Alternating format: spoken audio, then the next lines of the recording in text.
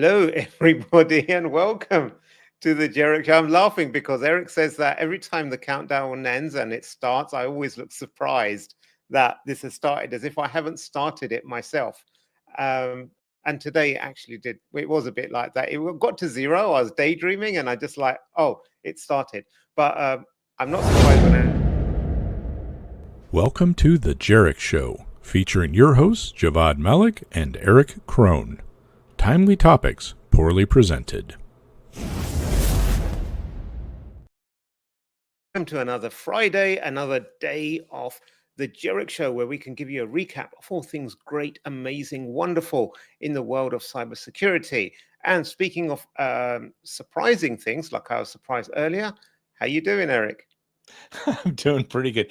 Today has been a surprise, Javvad, because a couple of things have happened that have made me wonder if I'm maybe still asleep in a drug-induced coma, or otherwise the world has flipped itself on the lid. Like the fact that you were in the studio before me this morning was wow. And the fact that you actually read through the stories before y'all don't understand just how unusual this is. And the fact that you were ready to start a minute early, I don't know what to make of this, but if you were trying to throw me off my game today, you have absolutely done it.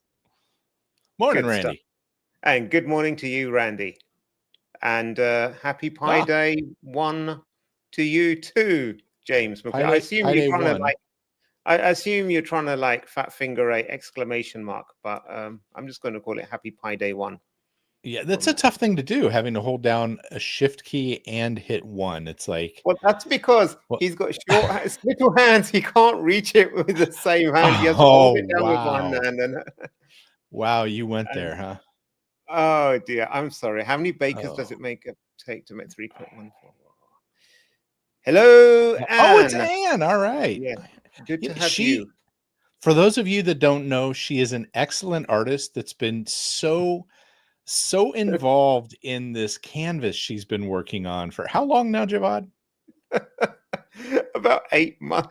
It's been like 8 winters since right. And it's so detailed we can't really even see what's happening there. It's amazing. I love it. Anyways, welcome to the comments. show. Please leave a comment for Anne to share some of her artwork with you. I think. Oh, James corrected it. Well done on getting the exclamation mark. Yes, that was yeah. Oh, and look, we got anonymous user. I'm glad to know.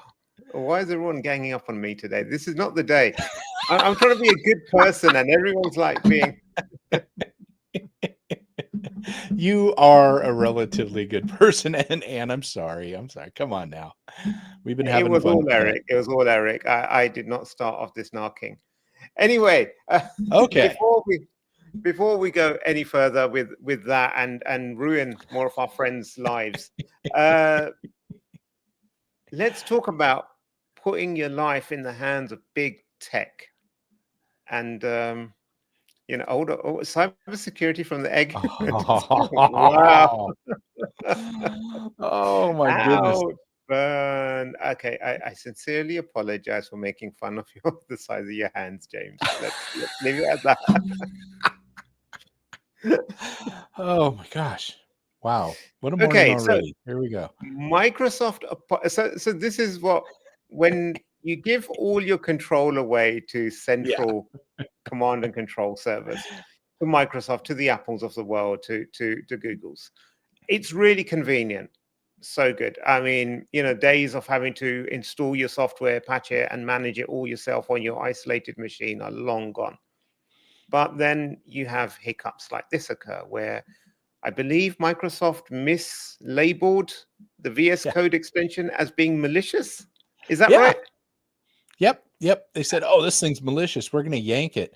And then they realized like millions of people use this VSCode. And all of a sudden, things were breaking everywhere. So this is definitely one of those lessons in allowing other people to, like you said, control your destiny. We do this so often these days. And if you think about it, I mean, how many times have we seen it on GitHub where somebody goes, oh, this is a great little code snippet or something I want to use, or they embed that into their software, and then it's not updated for 8 to 10 years afterwards, right? And everything breaks or disappears. And yeah, this is the problem with our modern world, I Yes. think, in a lot of ways. I think this is the other problem is summed up here. They buried it here, but they were deploying AI-powered scanners seeking suspicious submissions. So I wouldn't be surprised if the manual checking was very light touch, if at all, and someone just said like, "Oh, accept all," and like, let's remove everything that the AI has flagged. Their security researchers confirmed the claim and found additional suspicious code, right? Yeah, but it was somebody going, "Oh yeah, I trust it. I trust it." slap the okay on there. We talked about that a little bit today, as a matter of fact, in one of our earlier meetings. And sometimes, like, I don't know, I wrote some batch file back in my Army days. I don't know if you know that I was with the Army for a while. Really? But back in my Army contractor days, I wrote some batch file to move some files around automatically that we were doing manually. And man, it flagged something. I had people stand by my desk. Man, we flagged you for malicious code. And what are you writing here? And da da da da da. And I was actually pretty new when that happened. I was like, what are you talking about? But it had just apparently this same activity of moving some files was used in some other malware that just triggered everything. And they went, oh my God. But simple batch file, man. You remember batch files, right? We used to write those, and like I do remember that. Yes. So my favorite was with a friend of mine. We had a NT4 deployment, and you could do net send commands. You command file net send, and then you type in either the IP address or even the username if you're on the same domain, and it'll send them like a printer pop-up message. And we'd send each other messages like that throughout the day because no one could monitor them. So you want to grab a cup of tea, or look at so and so, they look like an idiot in that clown shirt today, whatever. We were young, but then we found that you could bunch those commands, copy paste like 500 of them, put it into a batch file, email it to a colleague and say, this isn't running, could you mind running this command on your machine? And so they would end up DOSing another colleague through repetitive, Wow. That's, with the same command. My colleague at a place I was at, a machine shop that we worked at, pretty large scale aerospace machine shop. We used to net send each other all the time. And he net sended me something back, but missed the IP address. And the president of the company's wife came into our office and said, why is my computer calling me an a-hole? Oh dear. Yeah. Oh yeah. Okay. Yep. Hey. Testing parts of the Q-tip as I develop. Oh, well. It's why we need to back these up with actually looking at code sometimes. So yeah, 100%. So, all right. Well, that was a fun old trip in the Wayback Machine, man. Come on now. Yes. Do you have kids, Eric? Of course you do. Do they play Roblox? Not anymore. Not anymore. When they were on Roblox, were you ever worried about people being inappropriate on these, as they are sometimes on these platforms? I have to admit that I'm more paranoid than a lot of people, so I've always been worried about that, regardless of the platform or whatever, man. Having kids, that's Yep. And what's this? Taught a call center how to send messages to each other in Banyan Vines. Management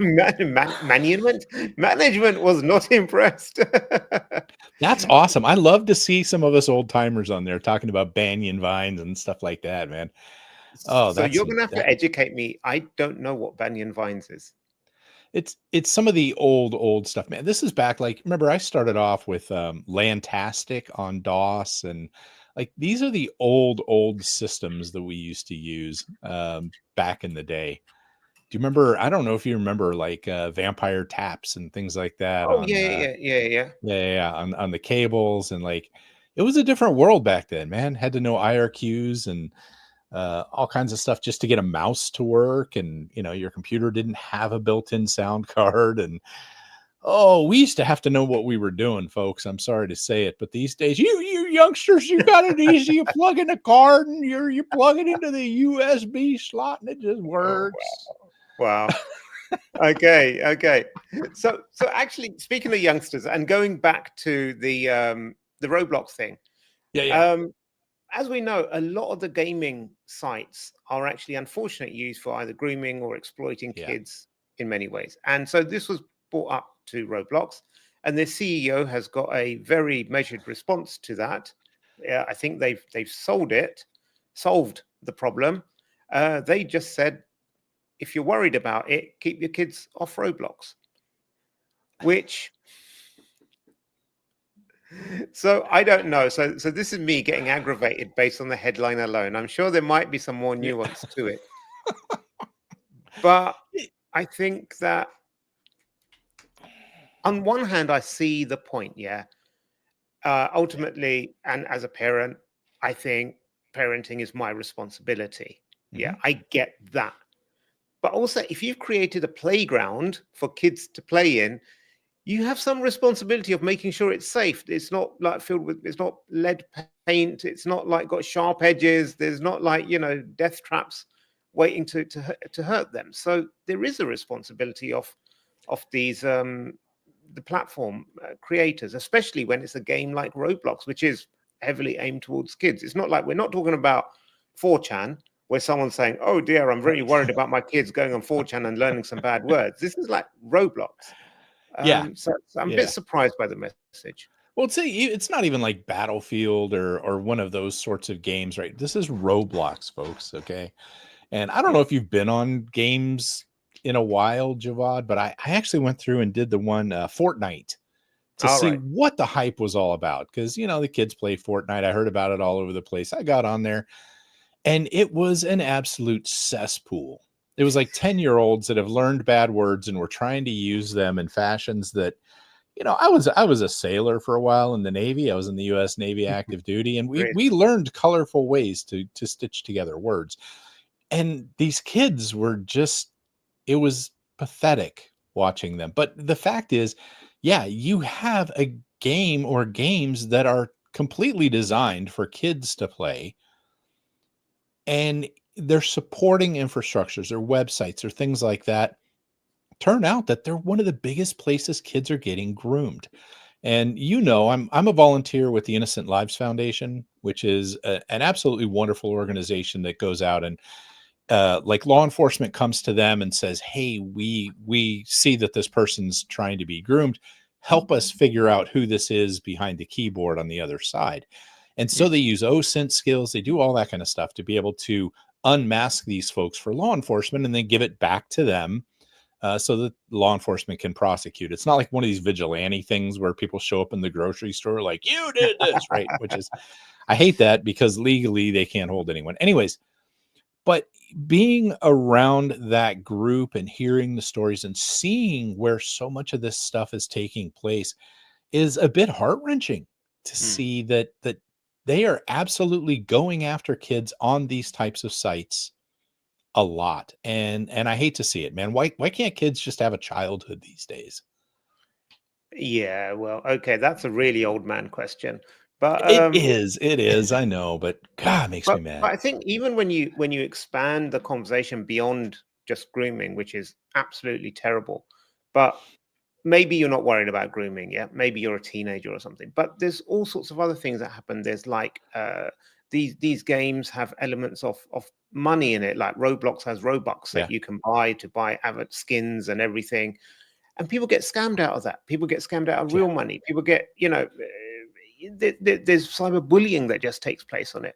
There's all these sorts of things that come up that happen in the real world, but there are mechanisms, or there's better informed and better designs in place to help protect vulnerable people. But there's no, I mean, I wouldn't say there's no controls at all, but it feels like there could be a lot more that these platforms are doing to help protect the users on there, not just the kids, but anyone really, and people that are vulnerable.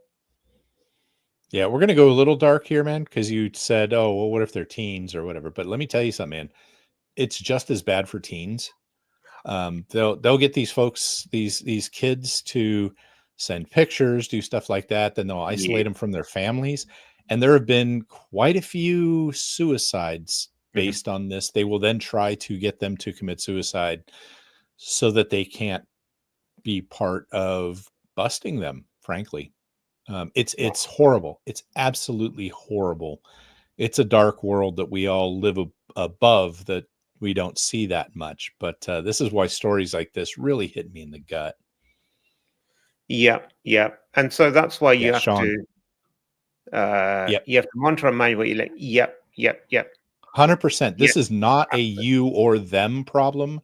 This is an us problem.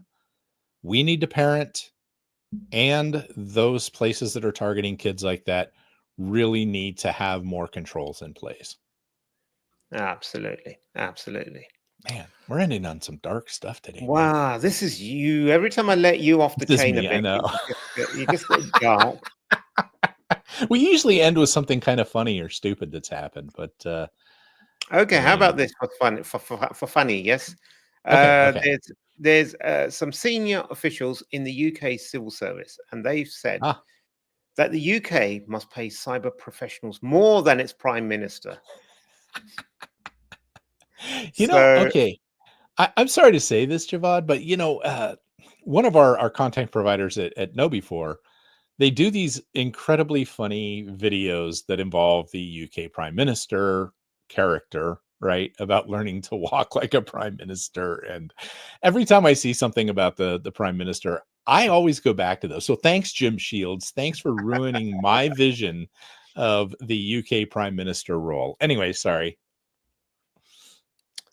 so basically, it's the age-old thing about, you know, public sector doesn't pay Yeah. enough. They can't compete with the private sector. People will only go there if they're really desperate for a job or their first job. Once they get a bit of experience, they move into public sector, or if they really, really love their country, um, Yeah. sort of thing, or if they just want a easy job. But there's no such thing as an easy Over job. here, a lot of times it comes back to retirement. So I was a contractor for the Army for a while, as you know and love to hear.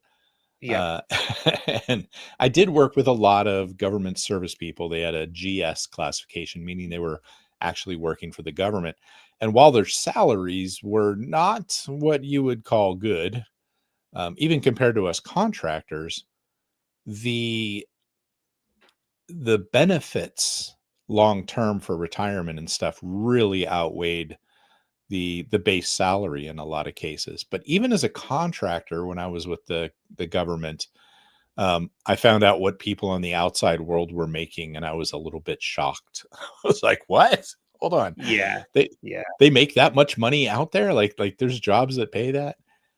Pretty amazing, actually."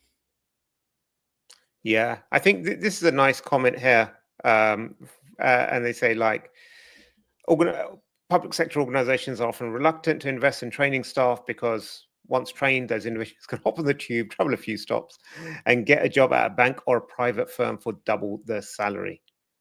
So, it is very true. I know, and it is so Okay, shocking. I was a contractor for the Army. I was in the Navy. Let's just be clear there, but only for about 10 years with the Army. Thank you for your service. Yeah, yeah. Yeah. Okay. But yeah, you know what? It is a problem because how do you attract that good the good talent when you're like, we're going to pay you half of what everything else out here is going to pay you? Would you like to Yeah, come to work for us? but then accept that if that's your limit, and you're not going to be able to compete with private, then accept that as part of your process, that you're going to have a high level of churn. Yeah. And there's going to be some that aren't going to churn. They're going to stay with you for longer periods of time. But if half or 70% even are churning, then just build that into your process. And it's not ideal, but it's a way to manage it. Simply throwing more money at the problem isn't the answer. And also comparing it to the salary of the prime minister is not also convenient, because as Liz Truss, she was the prime minister of the UK for a week or a few, the shortest serving prime minister. But even then, now she's on like what, a 6-figure pension for forever now, for life. So Forever. yeah, forever. And also, once you retire as PM, you can get like 6-figure speaking gigs just to go and like, as an audit. If you're doing like systems reviews, code reviews, I don't think no one's going to pay you 6 figures for once you retire from the civil service to like go speak about how you were auditing code. No, that's true. Unless you know COBOL or one of these really old languages that nobody knows that everything runs on. But no, it's a good point.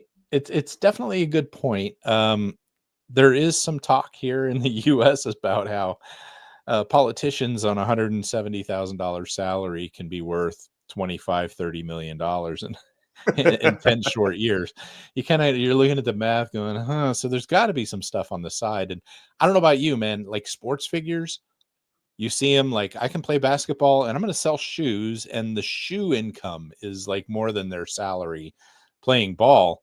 I have yet to see a politician selling shoes. Well, don't hold your breath. I'm sure you'll be giving people ideas now. But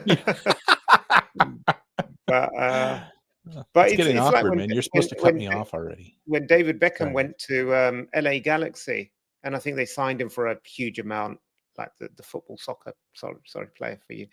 And I think they sold enough in shirts to cover his salary in the first, as soon as the signing was announced.